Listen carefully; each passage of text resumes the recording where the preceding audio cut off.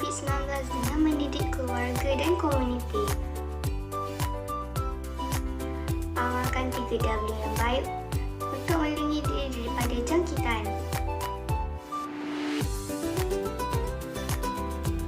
Patuhi SOP dan arahan yang ditetapkan oleh pihak berkuasa. Pantau kesihatan diri untuk memastikan anda tidak bergejala sebelum memasuki tempat awam.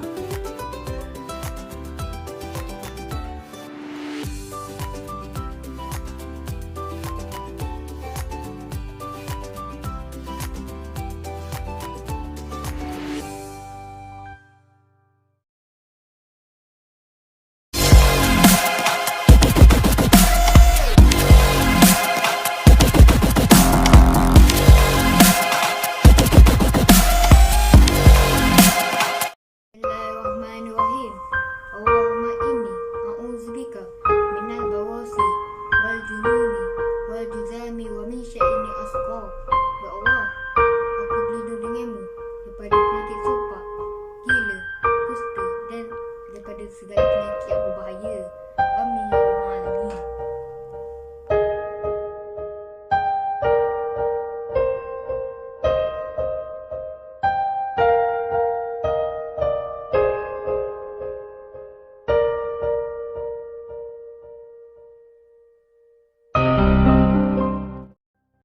Kementerian Kesihatan Malaysia KKM ini memaklumkan status skening COVID-19 di Malaysia sehingga 17 Mac 2021. Kes sembuh 1,346 kes, 310,958 kes kumulatif. Kes baru 1,219 kes, 327,253 kes kumulatif. Kes import 7 kes, 1 warga negara, 6 bukan warga negara. Kes tempatan 1,212 kes, 769 warga negara, 443 bukan warga negara. Kes aktif 19,075 kes. Kes yang memerlukan rawatan di unit rawatan api ICU 194 kes. Kes memerlukan alat bantuan alat pernafasan 64 kes. Kes kematian 2 kes. 1,220 kes kumulatif. Selangor melaporkan kes harian baharu tertinggi iaitu sebanyak 499 kes. Sampai jumlah ini, sebanyak 406 kes adalah daripada klase-klase dan saingan kontak rapat COVID-19 yang aktif dijalankan di lapangan. Ini diikuti oleh Sarawak sebanyak 225 kes dan Johor sebanyak 169 kes. Sebanyak 36 kes yang dilaporkan pula adalah berkaitan klase-klase di penjara dan depot tahanan sementara yang membabitkan klase tembok muhasabah 17 kes. Klase tembok Sungai Udang 14 kes, klase tembok Bukit Besi 4 kes, klase Teluk Mas 2 kes, klase tembok Pekalan Cepas 1 kes dan klase DTI Pesaran Wawasan 1 kes. Kes-kes kematian pada hari ini melibatkan 2 kes di Sabah, kedua-dua kematian melibatkan warga negara. KKM mengucapkan takziah kepada semua ahli keluarga mereka. Berikut adalah maklumat berkaitan klase-klase di Malaysia sehingga 17 Mac 2021.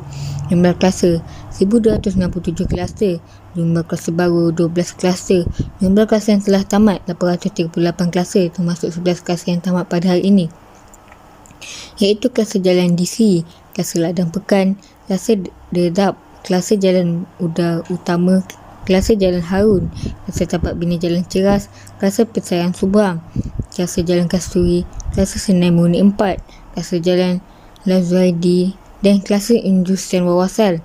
Jumlah klase aktif 429 klase.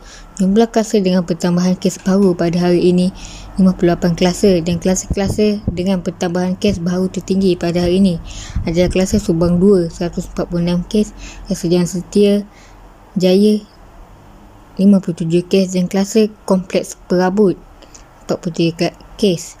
KKM juga ingin memaklumkan terdapat 12 klase baru yang telah dikenal pasti pada hari ini yang melibatkan 8 klase tempat kerja dan 2 klase komuniti dan masing-masing satu klase melibatkan pusat tahanan dan import.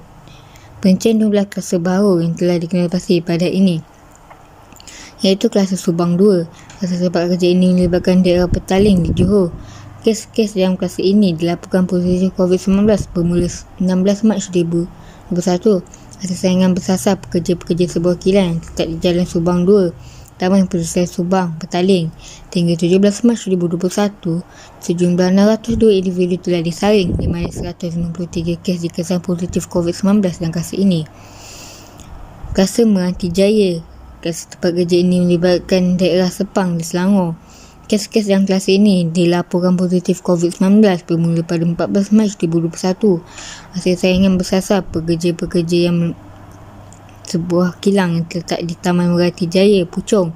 Sehingga 17 Mac 2021, jumlah 101 individu telah disaring, di mana 8 kes dikesan positif COVID-19 dalam kelase ini. Kelase Jalan Merpati. Kelase tempat kerja ini melibatkan daerah Miri di Sarawak. Kes indeks bagi kelase ini dilaporkan positif COVID-19 pada 7 Mac 2021. Hasil saringan individu bergejala. Kelase ini melibatkan pekerja-pekerja sebuah pasar yang terletak di Jalan Merpati, Miri. Hingga 17 Mac 2021, jumlah 310 individu telah disaring, di mana 51 kes dikesan positif COVID-19 dalam kelase ini. Kelase Jalan Perdana. Kelase tempat kerja ini melibatkan daerah Seremban dan Rembau di Negeri Sembilan. Kes indeks bagi kelase ini dilaporkan positif COVID-19 pada 15 Mac 2021. Hasil saringan individu bergejala. Kelase ini melibatkan sebuah pusat pendidikan yang terletak di Jalan Perdana 2, Taman Rembau Perdana, Rembau. Sehingga 17 Mac 2021, jumlah 229 individu telah disaring, di mana 23 kes dikesan positif COVID-19 dalam kelase ini. Kelase Jalan Long Yunos. Kelase tempat kerja ini melibatkan daerah Pasir Putih, Pacok dan Kelase Baru di Kelantan. Kes indeks bagi kelase ini dilaporkan positif COVID-19 pada 13 Mac 2021. Hasil saringan individu bergejala. Kelase ini melibatkan kaki tangan sebuah pusat pentadbiran awam yang terletak di Jalan Long Yunos, Kota Baru. Hingga 17 Mac 2021, jumlah 214 individu telah disaring, di mana 23 kes dikesan positif COVID-19 dalam kelase ini. Kelase Jalan Hang Tuah. Kelase komuniti ini melibatkan daerah Johor Bahru di Johor.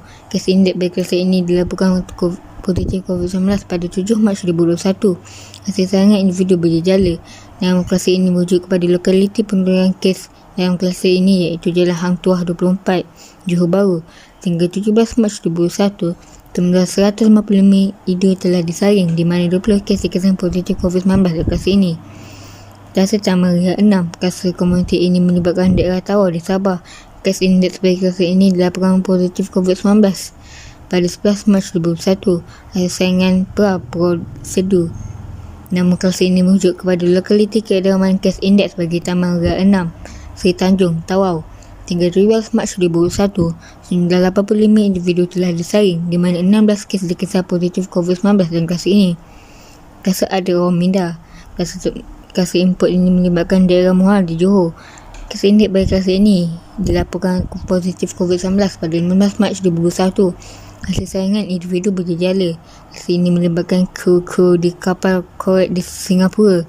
Sehingga 17 Mac 2021, jumlah 44 individu telah disaring, di mana 6 kes dikesan positif COVID-19 dalam kelase ini.